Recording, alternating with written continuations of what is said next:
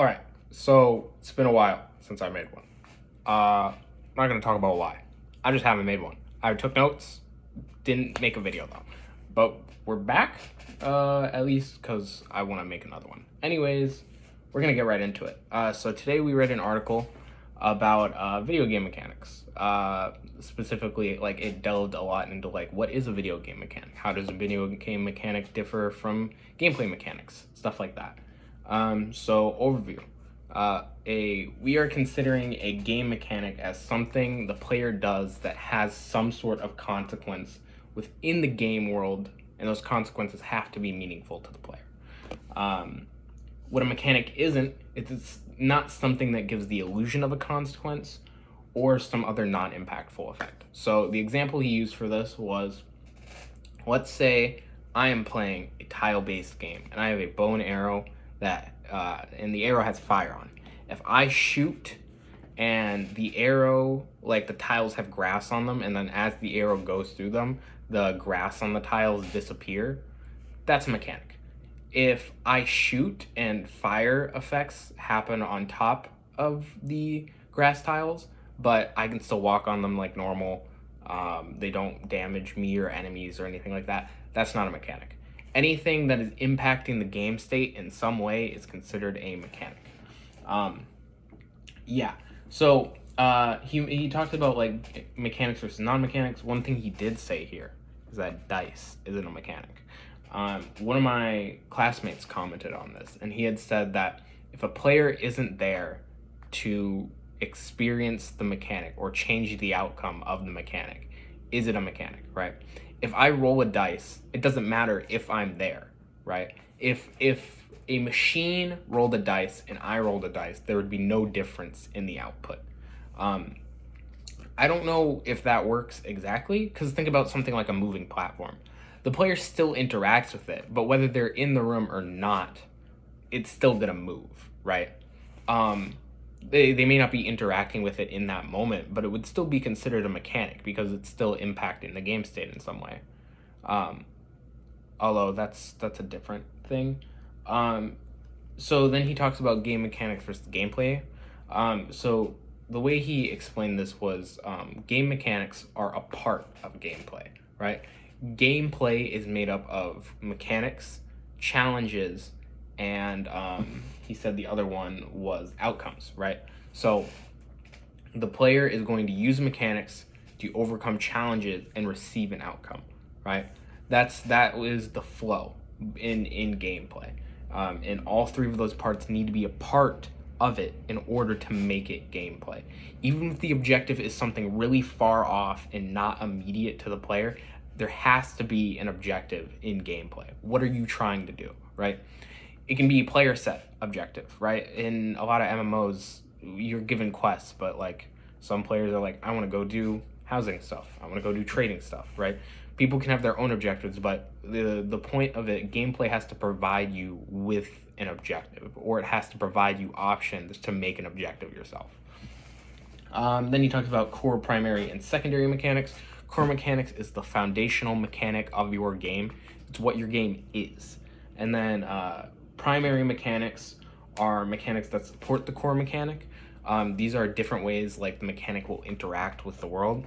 Think like if you jump into a wall in Mario, you'll slide on the wall, right? That's aided by the environment, but by itself, jumping is still a thing.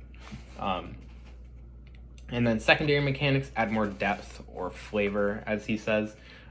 These are the ones that, these aren't going to make or break your game, but they show how your mechanic can be like multifaceted. He used the example of fire flowers. In this situation, they aren't impacting jump, but they're impacting Mario, and they're adding more options to him. So I'm not entirely sure what a better example of that would be. Maybe if we were thinking about Portal, it'd probably be something like a cube or a button. Because while those aren't like consequential or the end all be all of the portal gun, they're a heavy part of it. Yeah. So then he talks about how to add more variety within the core mechanic. this is him just talking about that subtracting and adding functionality to the mechanic is something that can really give a lot of impact to it.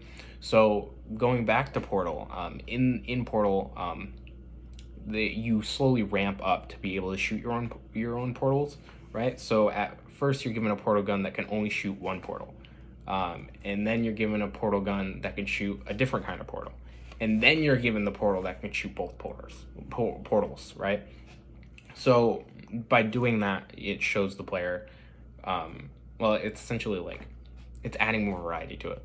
It's getting the player adjusted to what the mechanic is in a very base form, and then adding more to it, right? So he talks about goals in gameplay in different genres. This is him talking about what the goal of gameplay is in different genres and what feeling you should be going for. I didn't take like his actual notes on this. I just took like the summary he did at the top because it was a lot. Of note, RPGs first and foremost are about instilling a sense of growth, progression, and overcoming adversity through persistence in the player. Players should be doing shit, and you better make sure they feel good about it in any way, shape, or form. Leveling up, new items, cool, epic poggers boss fight, shit like that. That's what you want in an RPG. Well, maybe not. Like, there's other forms of RPG, but whatever. And then FPS simulation games, blah blah blah blah blah. How do you get the most out of your game mechanics? This is one he talked about for a bit, but he used an example of an item in a Zelda game that was given really late in the game, and then it couldn't, like, it was useful, but it was like there were so few opportunities to use it, and it was given so late that it was like, why would I ever want to use this, right? So essentially what he's talking about here is create opportunities to use your main gameplay mechanic. It should be front and center, not even your main gameplay mechanic. If you have a mechanic in your game, there should be space for the player to use it, for the player to feel it out and actively like fiddle around with it, you know? We do this because we want them to discover like its impact, what it can do. He lists a bunch of questions to add that relate, or to ask yourself about your main mechanic. How does it affect enemies? How does it affect how you interact with friends? How does it affect how you interact with the environment? But we're already at 8 minutes, so we're gonna keep going, and that doesn't really matter. So then he talks about video game mechanic mistakes to avoid. So the first one is contextualization is not a mechanic. What does that mean? That means whether I have a sword, whether I have a fire sword, or whether I have a lightning sword, if those three swords are still just like, I attack and then it does a little bit of damage, that doesn't matter. Even if I attack and it does more damage, still doesn't matter, right? Contextualization is basically saying that if you take an object and move it into some other like context, like my sword is now on fire, but if it's not adding anything or changing gameplay, that's not a mechanic. Using the same example, I have a sword that just does like base amount of damage. I have a fire sword that when I swing it, it lights enemies on fire, and it also shoots an arc.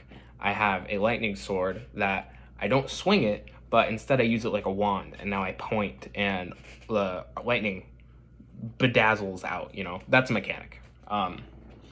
And then he goes on to talk about tutorialization. He says it's not rich gameplay. This is him just saying that.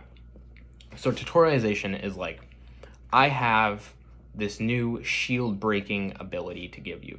I'm going to put you in a room with a single enemy with a shield, with the new mechanic, and you're going to use it to break the enemy shield.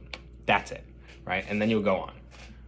The idea behind that is that we want to isolate you, the mechanic, and an opportunity to use it and give you as much time as you need, right?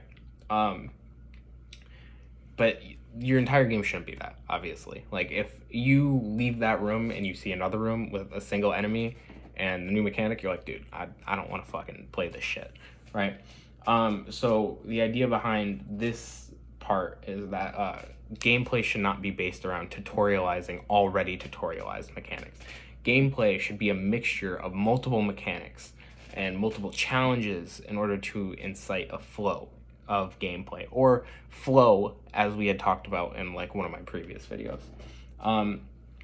So the next one he talks about is pretty interesting. Throughput does not equal new mechanics. Okay, what's throughput? So going back to my sword, right? I have a sword and a hammer.